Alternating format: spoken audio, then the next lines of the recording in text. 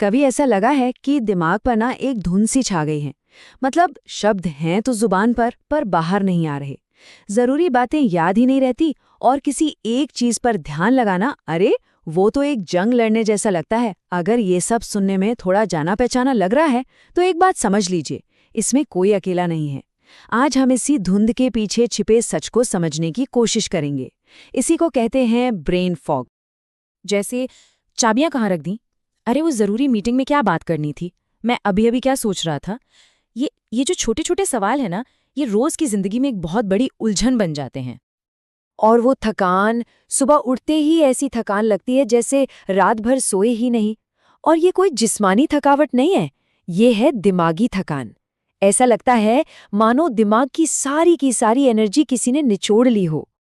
और फिर आती है एक अजीब सी उलझन। जो काम पहले बहुत आसान लगते थे वो भी अब मुश्किल लगते हैं। और कोई फैसला लेना, वो तो जैसे कोई पहाड़ चढ़ना हो। ऐसा लगता है कि साफ साफ सोचने की जो काबिलियत थी वो कहीं खो सी गई है। अब देखिए, इसको सिर्फ उम्र का तकाजा या ज्यादा काम का प्रेशर मानकर नजरअंदाज कर देना बहुत आसान है। हम सब यही करते हैं। पर जरा सोचिए, क्या हो अगर ये हमारे शरीर और दिमाग का एक बहुत जरूरी सिग्नल हो, एक चेतावनी कि अंदर कहीं कुछ ठीक नहीं है। तो चलिए अब इसमें थोड़ा और गहराई से उतरते हैं और ये समझने की कोशिश करते हैं कि इस दिमागी धुंध, इस ब्रेन फॉग के साथ जीना असल में होता कैसा है। क्योंकि ये सिर्फ एक एहसास नहीं है, ये आज लाखों लोगों की रोजमर्रा की हकीकत बन चुका है। स्टैनफोर्ड मेडिसिन की एक बात इस समस्या की गंभीरता को बिल्कुल साफ कर देती है। वो कहते हैं ये एक ऐसी चीज है जो इंसान को बहुत ज्यादा लाचार कर देती है। और कमाल की बात यह है कि इसे ठीक से समझना या डिफाइन करना भी मुश्किल है। अब सोचिए, जब एक्सपर्ट्स को भी इसे समझने में इतनी चुनौती महसूस हो रही है तो एक आम इंसान के लिए ये कितना ज्यादा कंफ्यूजिंग होगा। तो सबसे जरूरी बात क्या है? ये कोई एक हाथ बार होने वाली घटना नहीं है। अमेरिकन ब्रेन फाउंडेशन और क्लीवलैंड क्लिनिक के हिसाब से ये लक्षणों का एक पूरा का पूरा गुच्छा है। जैसे बात करते करते भूल जाना कि क्या कह रहे थे, या सही शब्द ही ना मिलना, सोचने की रफ्तार का धीमा हो जाना, और किसी एक चीज पर फोकस तो कर ही ना पाना। मतलब ये हर वक्त की एक उलझन है। जैसे लगता है कि दिमाग अब पहले जैसा तेज शार्प रहा ही नहीं। तो सवाल ये उठता है कि इस धुंध से बाहर निकलने का रास्ता क्या है? देखिए, रास्ता जानने के लिए पहले ये समझना होगा कि ये धुंध है क्या और ये आ कहां से रही है। सीधी सी बात है, जब तक हम प्रॉब्लम को नहीं समझेंगे तब तक सल्यूशन तक पहुंचना तो नामुमकिन है। तो चलिए क्लीवलैंड क्लिनिक की एक बहुत साफ परिभाषा से शुरू करते हैं। देखिए, ब्रेन फॉग अपने आप में कोई बीमारी नहीं है। ये बस एक शब्द है जो उन कई लक्षणों के लिए इस्तेमाल होता है जो हमारी सोचने समझने की शक्ति पर असर डालते हैं। मतलब साफ साफ सोचना, फोकस करना, चीजें याद रखना, इन सब पर असर पड़ता है। और सबसे जरूरी बात, ये कोई मेडिकल डायग्नोसिस नहीं है, बल्कि ये दूसरी शारीरिक या मानसिक परेशानियों का एक लक्षण है, एक सिम्टम है। और अब जो बात वाकई में बहुत दिलचस्प है वो ये है कि इसके पीछे कितने अलग अलग कारण हो सकते हैं। ये हमें दिखाता है कि हमारा दिमाग हमारे शरीर से कितना ज्यादा जुड़ा हुआ है। हमारी रोजमर्रा की आदतें, जैसे नींद पूरी न होना, बहुत ज्यादा स्ट्रेस लेना से लेकर लॉन्ग कोविड जैसी बीमारियां, हार्मोनल चेंजेस और डिप्रेशन या एंजाइटी जैसी मानसिक परेशानियां, इनमें से कुछ भी हमारे दिमाग की क्लैरिटी पर सीधा असर डाल सकता है। तो चलिए अब एक कदम और आगे बढ़ते हैं और देखते हैं कि ये सब आपस में जुड़ता कैसे है। अब हम चलेंगे दिमाग के अंदर एक सफर पर, ये देखने के लिए कि इस धुंध के पीछे असल में कौन सी बायोलॉजिकल उथल-पुथल मची हुई है। होता क्या है कि कोविड-19 जैसे किसी वायरल इन्फेक्शन के बाद हमारा इम्यून सिस्टम कभी-कभी जरूरत से ज्यादा रिएक्ट कर जाता है। ये कुछ ऐसे प्रोटीन बनाता है जो दिमाग की जो सुरक्षा दीवार होती है ना, उसे पार कर जाते हैं। नतीजा, दिमाग में एक तरह की सूजन आ जाती है जिसे न्यूरो इन्फ्लेमेशन कहते हैं। और ये सूजन हमारे न्यूरॉन्स के आपसी कनेक्शन में, उनके तालमेल में गड़बड़ी पैदा कर देती है। और कहानी यहीं खत्म नहीं होती।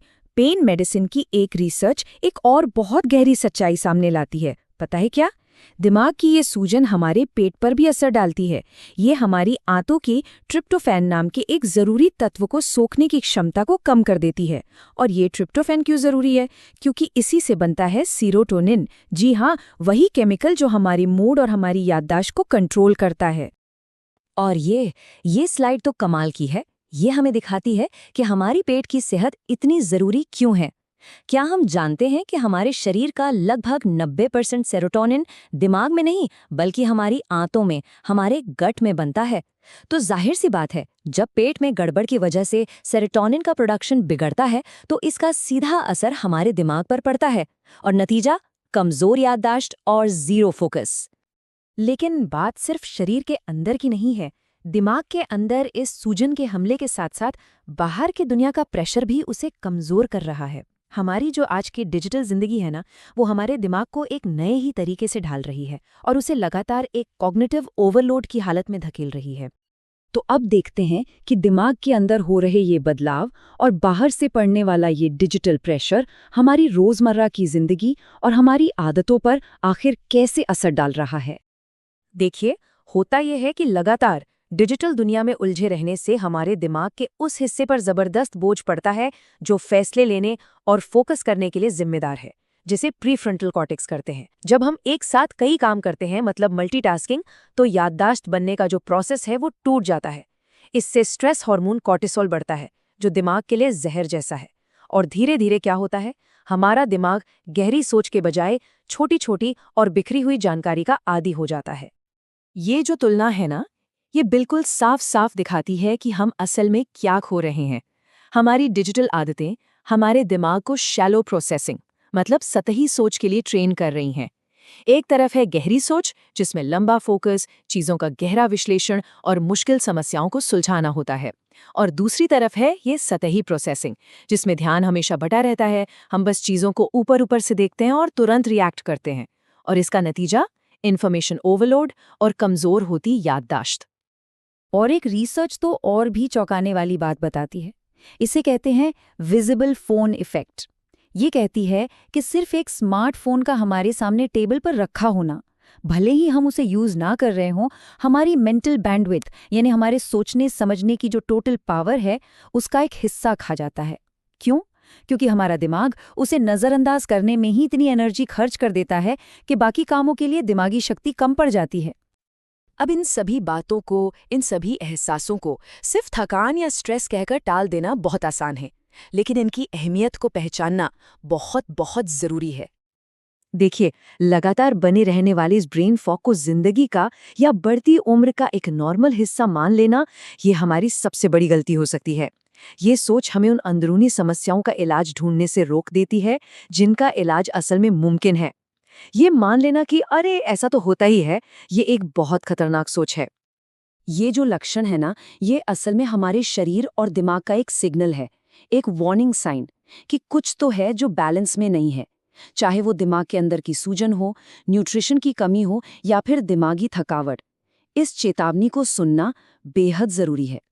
पर ये कहानी सिर्फ प्रॉब्लम की नहीं है।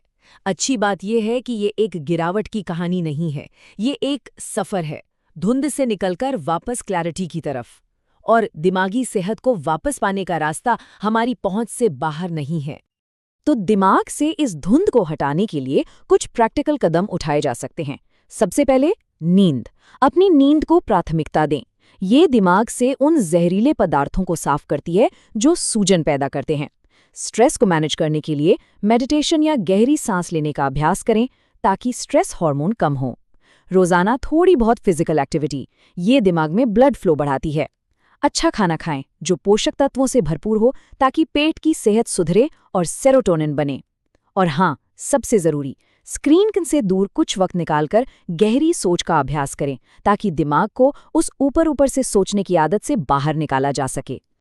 धुंध से निकलकर वापस साफ सोच की ओर जाने की जो ताकत है ना, वो पहला कदम उठाने के फैसले से ही शुरू होती है।